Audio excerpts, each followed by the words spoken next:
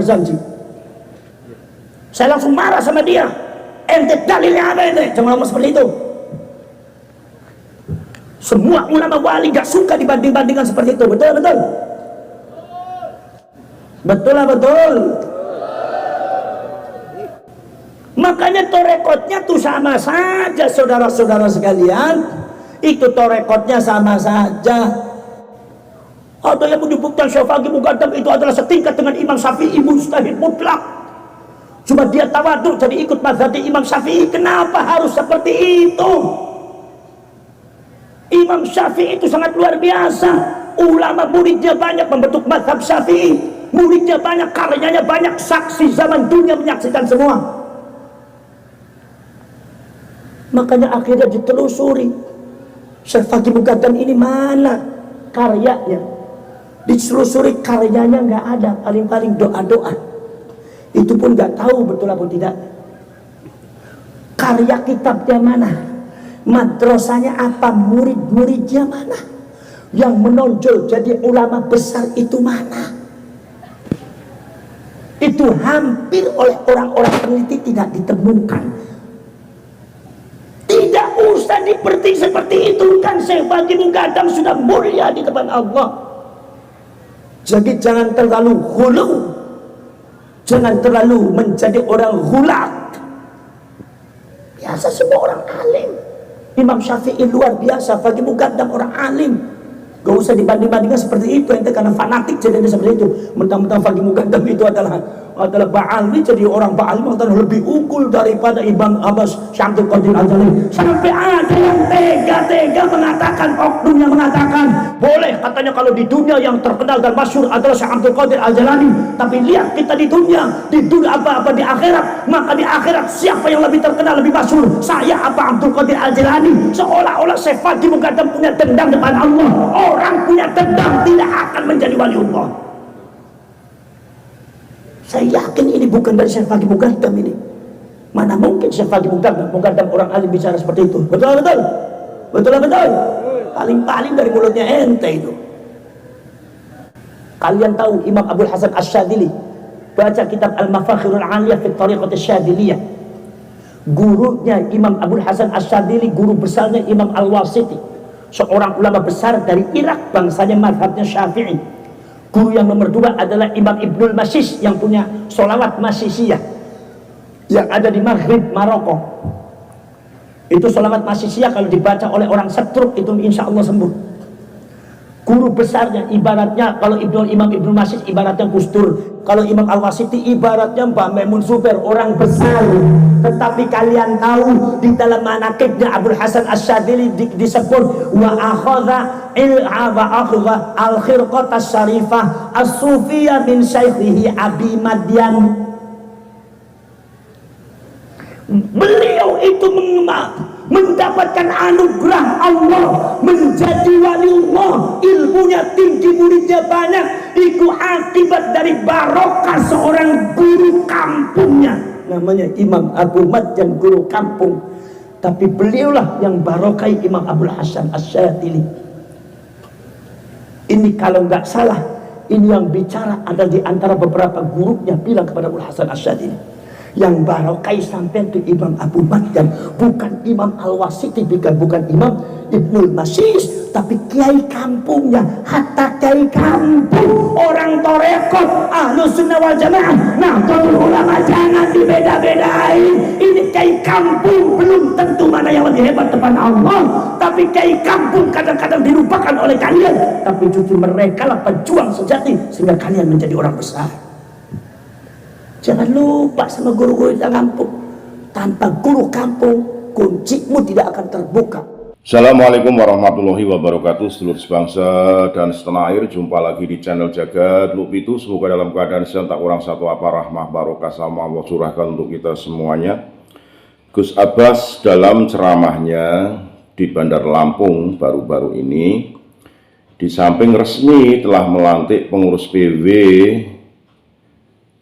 Laskar Sabilillah ya, sekelas provinsi dan Perjuangan Wali Songo Indonesia, memberikan ceramah terkait dengan tergesernya amaliyah-amaliyah, termasuk Al-Barjanji, sekarang marak tergeser masif oleh Simtudulor. Ini karena beberapa kiai-kiai cenderung tidak memperhatikan, tidak mempedulikan pergeseran ini, justru malah ikut juga meramaikan adanya Simtudulor ini. Lantas peninggalan kiai-kiai sepuh Nahdlatul Ulama, ajaran Wali Songo sedikit demi sedikit terkikis, tergeser karena masifnya ajaran-ajaran tersebut.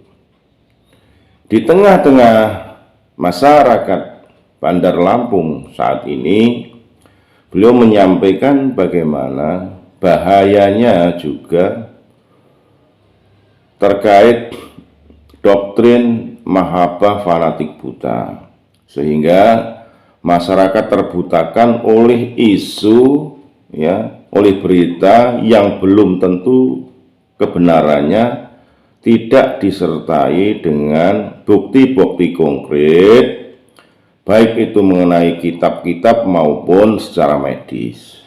Jadi untuk lebih jelasnya mari kita simak ceramah Gus Abbas lewat video berikut ini. Sekali lagi mohon maaf, NKRI harga mati Nusantara milik kita. Assalamualaikum warahmatullahi wabarakatuh. Sampai ada klaim mengatakan bahwa saya yang mendirikan majelis taklim pertama kali di Jakarta adalah Habib Ali Kuitang. Salah besar. Yang pertama kali mendirikan majelis taklim dan dakwah Islam yang di Betawi itu adalah seorang ulama besar, Imam Masjidil Haram, yang di Mekahnya dianggap sebagai ulama besar, setingkat dengan Kiai Na'aba, setingkat dengan Kiai Nawawi Banten, bahkan gurunya Kiai Nawawi Banten namanya Syekh Junaid Al-Batawi, bukan Habib Ali. Jadi ente ini banyak dibohongi. Orang dibohongi mau aja orang Indonesia. Paling mudah dibohongi. Saudara-saudara sekalian, subhanallah, bukan itu saudara-saudara sekalian. Syekh Junaid itu luar biasa, jadi imam besar di Masjidil Haram, Pak. Muridnya banyak, termasuk muridnya Kiai Nawawi Banten. Sampean ingat sama Kiai Nawawi Banten, tapi sampean tidak kenal pada Syekh Junaid. Ini kesalahan besar bagi rakyat Indonesia. Subhanallah. Saudara-saudara sekalian, muridnya dikatakan ada Syekh Ahmad Khotib bin Abdul Latif Al-Minangkabawi. Siapa itu? Mursyid Tarekat Naqsabandiyah. Syekh Ahmad Khotib bin Abdul Latif Al-Minangkabawi itu, saudara-saudara sekalian, punya apa? Punya kawan. Kawannya siapa? Kawannya adalah yaitu Syekh Maulana Muhammad Sulaiman Ar-Rasuli. Sekarang kuburannya zahirun yuzar, nampak diziarahi oleh semua orang. Imam Muhammad Sulaiman Ar-Rasuli ini adalah tarekatnya Naqsabandiyah, mursyid tarekat Naqsabandiyah, pejuang Islam Indonesia untuk menggerakkan rakyat Indonesia, khususnya Sumatera Barat dan yang lainnya. Itu adalah dari segi tarekat, semua ahli tarekat bergerak memerdekakan Indonesia. Makanya kalau ada orang Wahabi mengatakan tarekat itu hukumnya bid'ah, enggak benar. Ini jelas turunan Belanda. Ini pemahaman, ini adalah pemahaman Belanda dalam rangka melemahkan perjuangan Indonesia. Saudara-saudara sekalian, Imam Ahmad Khotib bin Abdul Latif Al-Minangkabawi, Imam Muhammad Sulaiman Ar-Rasuli ini adalah merupakan dua tokoh besar tarekat, mursyid tarekat Naqsabandiyah asli. Beliau kemudian belajar siapa, yaitu adalah sama gurunya, itu adalah siapa? Mbah Nawawi Al-Khalidi. Bertemu dengan Mbah Hasyim Asy'ari, kata Mbah Nawawi, belajar sama guru saya masih punya guru. Di mana? Di Mekah sana. Akhirnya ketiga orang itu belajar ada di Mekah, namanya sama Syekh atau Imam An-Nabhan Al-Khalidi, belajar di sana. Begitu pulang ketiga orang itu membawa tarekat Naqsabandiyah Khalidiyah bersama Mbah Hasyim Asy'ari.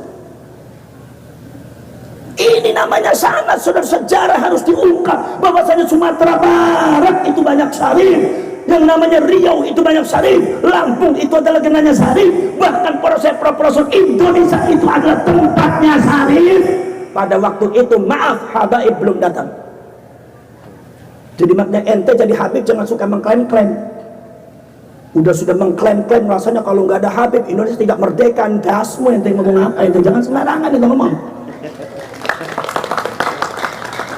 Bagaimana saya nggak marah sama ente kalau ente bilang seperti ini? Udah yang bener aja lah ente, tinggal diakui aja. Ente di sini datang, tadinya mau dagang, akhirnya ikut agama, udah gitu aja beres.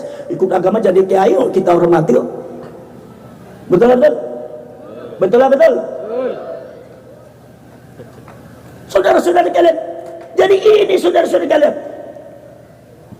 Imam Ahmad Khatib bin Abdul Latif Al-Binangkawi adalah mursyid tarekat Naqsabandiyah. Pada waktu itu di Sumatera Barat ada mursyid tarekat Satoriyah namanya Imam Burhanuddin As-Sumatrani. Ada kuburannya di Padang Pariaman daerah Ulakan sana, ziarah. Ente yang orang Sumatera nggak pernah ziarah, saya dari Cirebon aja di ziarah. Ini paling males nih suruh ziarah, makanya lupa sama ziarah, makanya dibohongin terus sama orang HTI sama habaib kayak gini nih. Mudah dibohongi. Betul betul. Syukur ngaku sendiri mah. Beli orang ngaku ya dosanya double sampai nih. Gila kan? Lagi kepada saudara-saudara sekalian, subhanallah.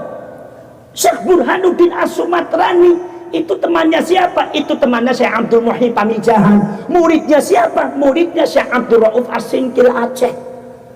Jadi Syekh Abdul Rauf As-Singkil dikenalnya Syekh Abdul Rauf Al-Fansuri karena diamnya di daerah Fansur. Itu punya murid yang paling terkenal ada di Sumatera Barat namanya Imam Burhanuddin As-Sumatrani, menyebarkan Islam tarekat Satoriyah, memperjuangkan rakyat Indonesia dari cengkeraman Belanda, menggerakkan masyarakat suruh memperjuangkan memerdekakan Indonesia dengan segenap jiwa raga bahkan nyawa sekalipun. Mereka sering diancam, beliau kadang-kadang diancam bahkan akan dibunuh oleh Belanda.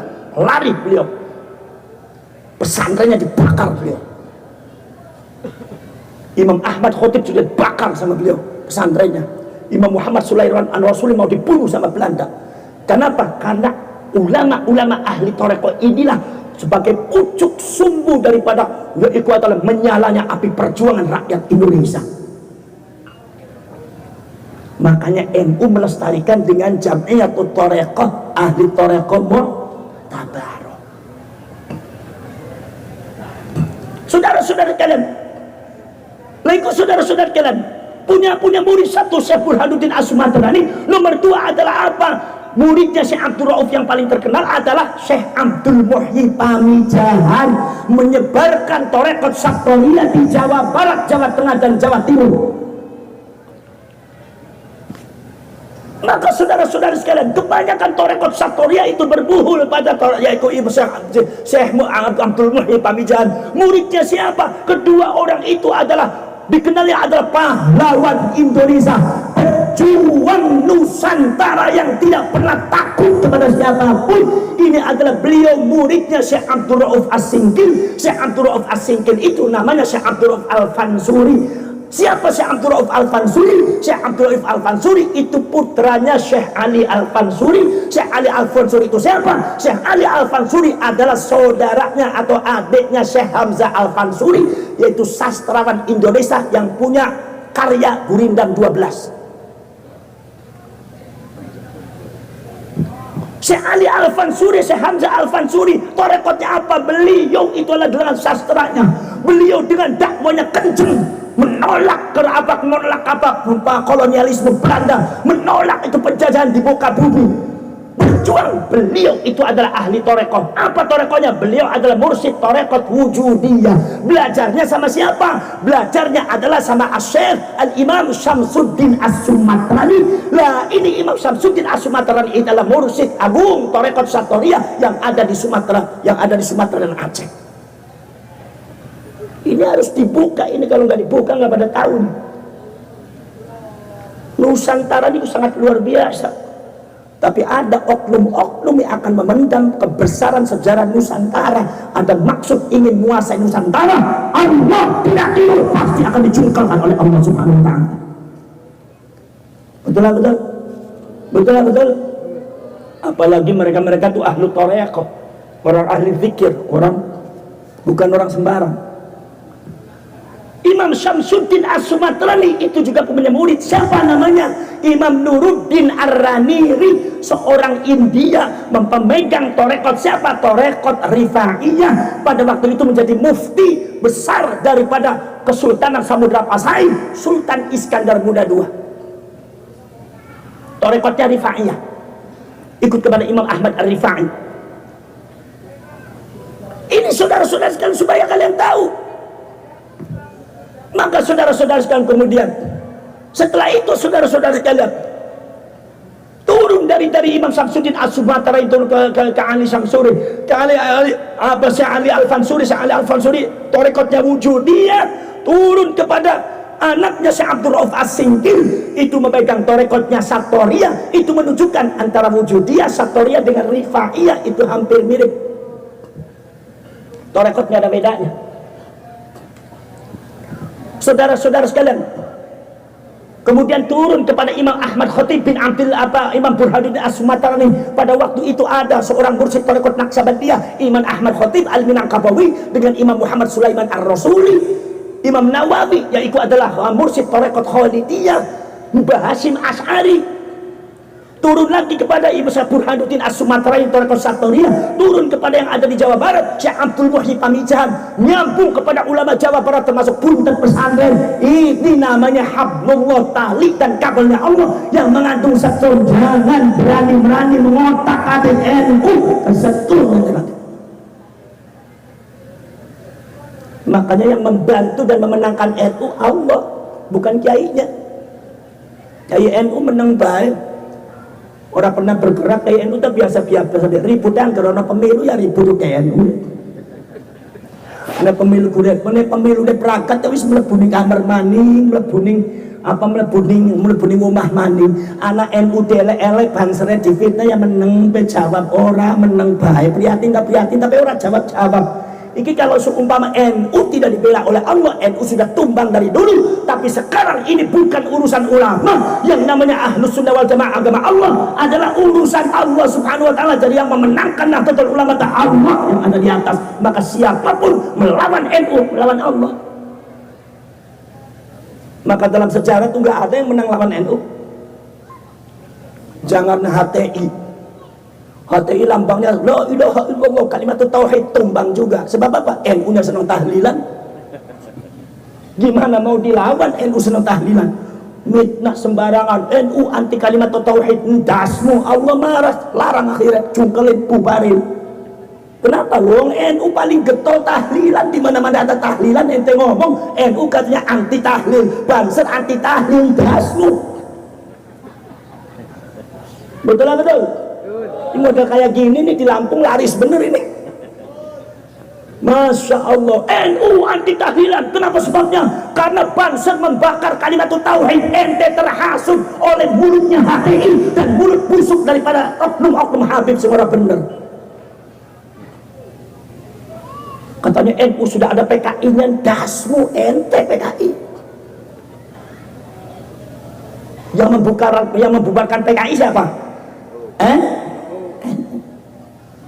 Saudara-saudara sekalian, kalau seumpama bendera HTI itu tulisannya la ilaha illallah Muhammadur Rasulullah, kata Allah Subhanahu wa taala ittakhadhu aymanahum junnatan, iman mereka itu dijadikan tameng. Pada waktu orang Khawarij itu mau diserang oleh Sayyidina Ali, apa? Bawa Al-Quran. Kata orang Khawarij mengatakan, ya Ali, kalau ente menghancurkan kami berarti ente menghancurkan Al-Quran. Al-Qurannya dijadikan tameng untuk menjelek-jelekan Sayyidina Ali. Dan pada akhirnya mereka membunuh Sayyidina Ali atas nama Quran. Di sini juga kalimat tauhid la ilaha illallah dijadikan tameng. Kalau NU berani membakar, berarti NU tidak suka sama kalimat tauhid. Allah tidak tidur, yang senang tahlilan itu orang NU. Sementara di Yaman diserang sama Saudi kemarin, sampai 2000 bayi lebih meninggal.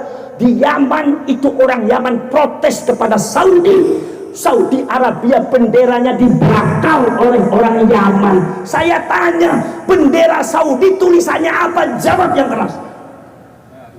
Tulisan bendera Saudi apa? La ilaha illallah Muhammadur. Ini terjadi di negaranya Habib. Kenapa ente Habib tidak mengatakan Yaman anti kalimatut tauhid? Jawab ente sekarang. Makanya jangan sembarangan. Betul. Yang namanya mengagungkan kalimatut tauhid bukan mengibarkan bendera, tapi semua hadis dan hadis qudsi dengan cara mengucapkan maqala la ilaha illallah. Siapa yang membaca la ilaha, maqala la ilaha illallah, la ilaha illallah wa ana huwa, faman qalaha fahuwa fi hisni wa man kana fi hisni fahuwa aminun min iqabi. Itu kata Allah dalam hadis qudsinya, la ilaha illallah adalah saya. Barang siapa yang mengucapkan la ilaha illallah, artinya mengagungkan kalimat tauhid, bukan mengibarkan bendera la ilaha illallah. Tetapi kalau ada orang tahlilan di bid'ah di sesat-sesat yang haram-haram, tetapi mengagungkan kalimat tauhid berdasarkan Al-Quran dan hadis adalah mengucapkan la ilaha illallah. Kayak orang NU tahlilan. Sekarang saya tanya, kalau orang NU tahlilan la ilaha illallah berapa kali? Satu kelompok aja 100 kali. Bagaimana kalau berkelompok-kelompok, kira-kira sudah bermiliar-miliar kali. Yang model kayak gini ente katakan, katanya Banser NU dan NU anti kalimat tauhid, ente bunuh diri di depan Allah ente.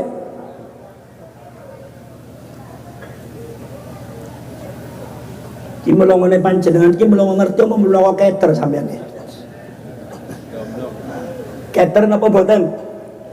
Keter kus kulane keter. Keter apa? Mikiri Islam ku kaya nemen mikiri Islam kok utama jaya. Patungan mulut dan ora gelem sampean iki. Mungkin apa mboten? Ini torek. Saudara-saudara sekalian, Tarekat Syattoriyah adalah dari Syekh Abdullah As-Sattori.